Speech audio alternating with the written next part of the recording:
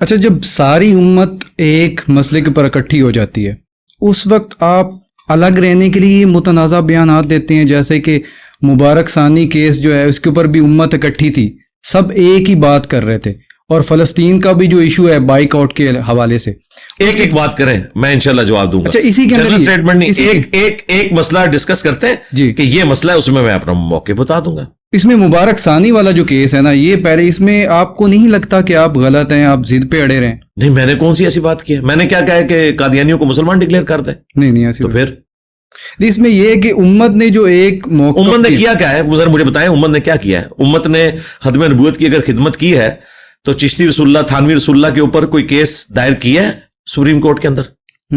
تو ختم نبوت کا مقدمہ تو نہیں لڑا۔ ہمارا ان سے اختلاف ہے کہ وائی اونلی غلام احمد قادیانی دجال۔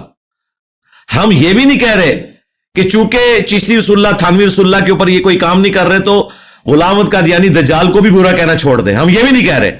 ہم کہہ رہے ہیں وہ جاری رکھے، لیکن خدا را قادیانیوں کے سامنے اپنے آپ کو ایکسپوز نہ کریں، صرف انہیں سنگل آؤٹ کر کے، جبکہ آپ کے بزرگوں نے کام ڈالا ہوا ہے اور کتابیں آپ کے پلیٹ فارم سے چھپ رہی ہیں، آپ نے ان کے حق میں مناظرے لڑے ہوئے ہیں۔ تو آپ کسی بھی عام مسلمان سے پوچھیں، وہ کہے گا کہ بات تو صحیح ہے۔ تو میں تو امت کے ساتھ کھڑا ہوں۔ اگر 3-4 مولویوں کے بیانات کو آپ امت کہہ رہے ہیں تو وہ امت نہیں ہے۔ مجھے بتائیں بریلویوں کی عوام کیا یہ کہتی ہے کہ چشتی رسول اللہ کا دفاع ہونا چاہیے؟ نہیں، کوئی بھی نہیں کہتا۔ اسی لیے تو ہمارے ساتھ اٹیچ ہوئے ہیں۔ تو امت تو بریلویوں کی عوام ہے، یا 2-4 مولوی ہیں جو چشتی رسول اللہ کے حق میں مناظرے لڑ رہے ہیں، اور آج آ کے قادیانیوں کے خلاف کیس انہوں نے فائل کر دیا ہے تو وہ کہہ رہے ہیں ختم نبوت کا مقدمہ لڑ رہے ہیں۔ تو بریلوی عوام تو میرے ساتھ ہے، دیوبندی عوام تو میرے ساتھ ہے، تو امت تو میرے ساتھ ہے۔ اجماع امت مولویوں کا تو نہیں ہوتا نا، امت کا ہوتا ہے۔ اور میں یہ ثابت کروں گا، امت نے ویڈیو کیمرے کو پہلے اڈاپٹ کیا ہے، مولویوں نے بعد میں اڈاپٹ کیا ہے۔ تو بتائیں اجماع امت پہلے کس نے کیا؟ عوام نے کیا۔ ٹھیک ہے، اسپیکر کو عوام نے پہلے اڈاپٹ کیا، مولویوں نے بعد میں کیا۔ ٹھیک ہے، چین والی گھڑی عوام نے پہلے پہنی، مولویوں نے بعد میں پہنی۔ اعلیٰ حضرت تو اینک کو بھی کہتے تھے یہ یہود و نصارہ کی مشابہت اختیار کرنا ہے، عوام نے پہلے اینک پہنی، اعلیٰ حضرت نے بعد میں پہنی۔ تو عوام تو ہمیشہ اجماع پہلے کرنا یہ چاہتے ہیں کہ سب آپ کے اسی طریقے کے اوپر آ جائیں، آپ ہی قادیانیوں کے اوپر، یعنی کہ دعوت آپ قادیانیوں کو دے رہے ہیں، دوسرے نہیں دے رہے۔ یہ جو مناظرے کر رہے ہیں جیسے دے رہے ہیں دعوت، جی ادھوری دے رہے ہیں۔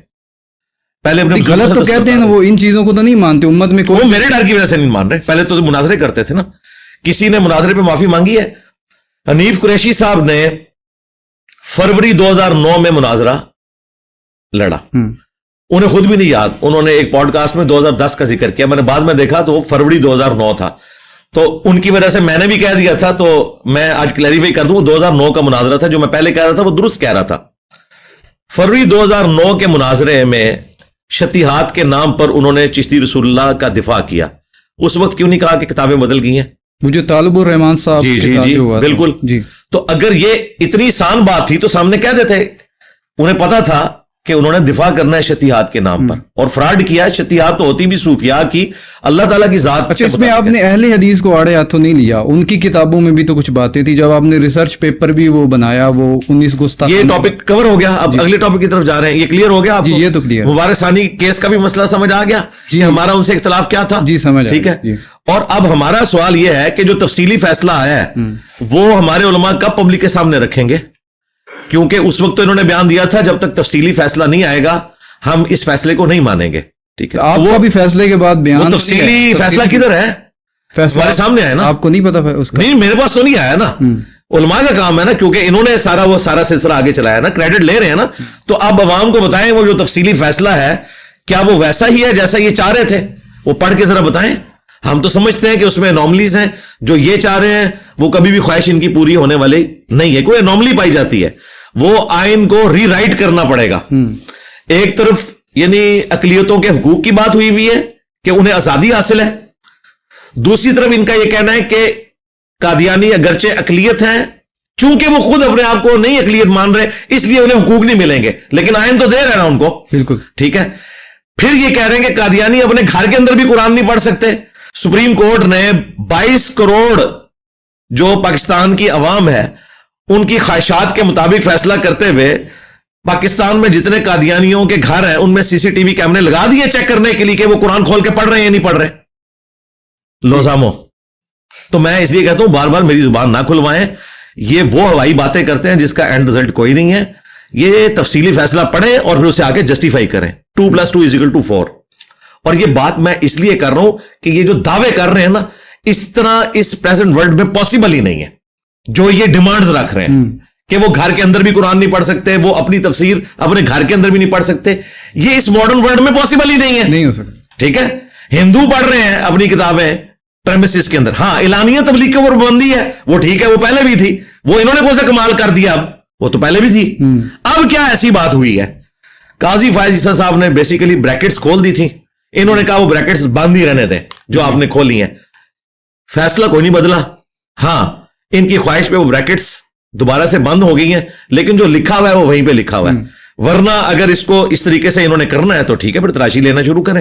یہ پاسبل نہیں ہے, نہ اس پریزنٹ ورلڈ کے اندر اس کو کوئی ایکسپٹ کرے گا, اور نہ یہ اخلاقی اقدار کے اندر آتا ہے کہ اس طریقے سے آپ کریں.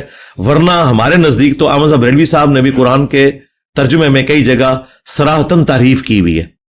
جو بندیوں نے, اہل تشیع نے, اہل حدیث نے کن کی تعریف کی ہوئی ہے؟ قرآن کا ترجمہ بدل دیا. اچھا, حاضر و ناظر ترجمہ کر دیا شاہد کا. حاضر و ناظر خود عربی کا لفظ تھا, عربی کا ترجمہ عربی میں کر دیا. اور جب امت کی باری آئی وہاں شہید کا ترجمہ انہوں نے کر دیا گواہ. وہاں حاضر و ناظر کرتے تو پوری امت کو حاضر و ناظر ماننا پڑنا تھا. اس پہ میری ویڈیوز پہلے سے ریکارڈ ہیں, تو اس لیے میں اس کو بار بار چھیڑنا نہیں چاہتا. میرے نزدیک بریلوی, دیوبندی, اہل حدیث سب نے اپنے تراجم کے اندر ڈنڈی ماری ہوئی ہے. ہاں, قادیانیوں نے بہت بڑے لیول پہ گواہ کو وہ حاضر بھی کہتے ہیں نا, کہتے ہیں گواہ تو ہوتا ہی حاضر ہے, تو اس حوالے سے بھی وہ کہہ دیتے ہیں کہ حاضر ناظر. ہاں, تو امت کو بھی حاضر ناظر مانے نا. ہم نے رسول اللہ کو اس امت پہ حاضر و ناظر بنایا اور اس امت کو اگلی ساری امتوں پہ حاضر و ناظر بنایا. تو نبی علیہ السلام تو ایک امت پہ حاضر و ناظر ہے, امت ساری امتوں پہ حاضر و ناظر ہے. بڑی حاضر و ناظر تو امت ہے.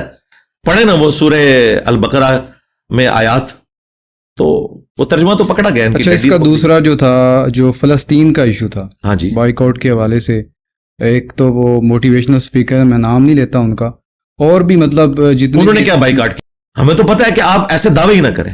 تو میں تو واٹس ایپ بھی یوز نہیں کرتا, میرے پاس اسمارٹ فون نہیں ہے, تو میرا تو آلریڈی بائیک آؤٹ ہے. بائیک آؤٹ تو انہوں نے کرنا ہے جو ہمیں بائیک آؤٹ کی بات کر رہے ہیں. تو کتنے علماء ہیں جنہوں نے اپنے اسمارٹ فون بیچ کے تو اس کی رقم جو ہے وہ فلسطینی بچوں کو بھجوائی ہے, اور میری طرح وہ 1500 روپے والا, یا آج کل اس کی قیمت شاید 3000 روپے ہو چکی ہوئی ہے, وہ موبائل لیا ہے. مجھے ذرا ان علماء کی لسٹ بتائیں کون ہے. کوئی بھی نہیں. تو بس آپ اس میں بیچ کا کوئی راستہ حل کیا ہے جو اس وقت ایشو چل رہا ہے؟ بیچ کا راستہ تو منافقین کا ہوتا ہے جی. ہم تو اللہ کے ساتھ کھڑے ہیں, اس کے نبی کے ساتھ کھڑے ہیں, سچائی کے ساتھ کھڑے ہیں. ٹھیک.